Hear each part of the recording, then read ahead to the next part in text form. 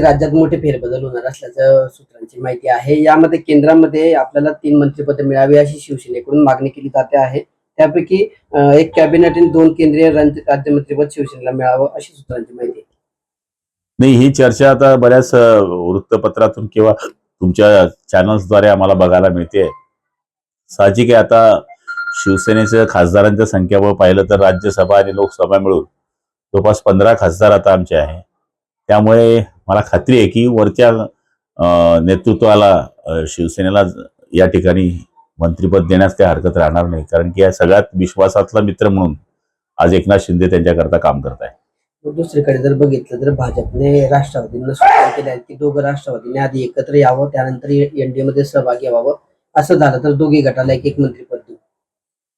आता राष्ट्रवादीने काय करावं हा राष्ट्रवादीचा प्रश्न आहे, आणि मला तरी असं वाटतंय की दोघं राष्ट्रवादी हे वरती केंद्रात किंवा राज्यात देवाभाऊ किंवा शिंदे साहेबांच्या संपर्कामध्ये आहे। त्यामुळे एनडीए मध्ये ते सामील होतील हे चित्र स्पष्ट झालेलं आहे।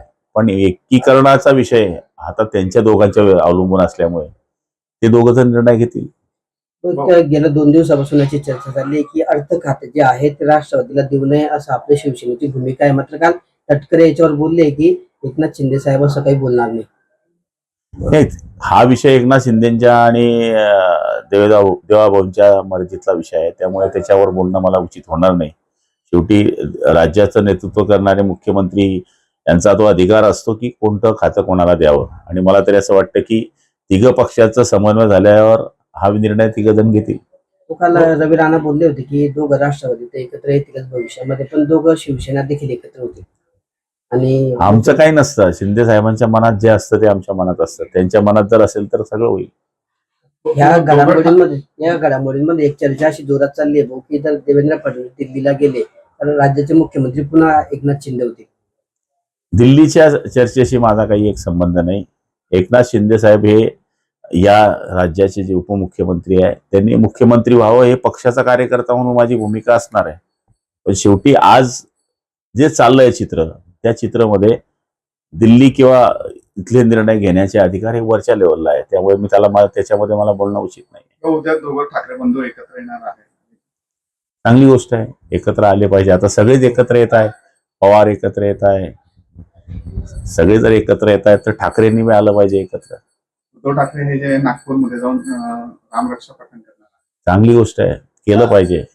प्रभू रामचंद्र हे आपलं दैवत आहे आणि त्यांचं पठण करणं म्हणजे चांगली गोष्ट आहे। सामाजिक कार्यकर्ते तृप्ती देसाई जे आहेत त्यांनी शिक्षण मंत्री जे दादा भुसे यांच्या खात्यावर आरोप केलेले आहेत की ओएसडींना पैसे दिल्याशिवाय कुठलीच शिक्षण खात्याची फायलांती होत नाही असा आरोप केला आहे।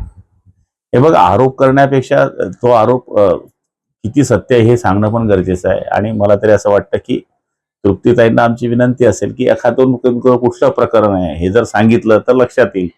दादा भुसे आमचे ज्येष्ठ मंत्री आहे आणि मला तरी असं वाटतं की त्यांची काम करण्याची पद्धत अगदी साधी आणि सरळ आहे। याचा अर्थ असं होत नाही की खाली कोणी चुका करत नसेल, पण चुका करण्याच्या बाबतीमध्ये कोणी लक्षात आणून दिलं तर माणूस काही करेल ना, पण डायरेक्ट हे पैसे घेतल्याशिवाय होत नाही हे म्हणणंही उचित नाहीये। गेल्या वेळेस जर आपण बघितलं तर अर्थ खातं हे राष्ट्रवादीकडे राहिलं, दादांच्या निर्णयानंतर अर्थ खातं हे सरकारकडे आलं। मात्र आता सुषमा अंधारे असं म्हणतायत की अर्थ खातं सांभाळण्यामध्ये जयंत पाटील सक्षम आहेत। तुम्हाला काय वाटतं अर्थ खातं कुणाकडे राहिलं पाहिजे असं? नाही, आता अर्थ खातं आमच्या सरकारकडेच पाहिजे, ते कोणाकडेही राहू, शिवसेनेकडे कोणाकडेही चालतंय, तुमच्याकडे आलं की ना सगळ्यांकडे माणसं आहेत। तुम्हाला मिळालं तुम्ही स्वीकारणार नाही, मला माझा विषयच नाही येत।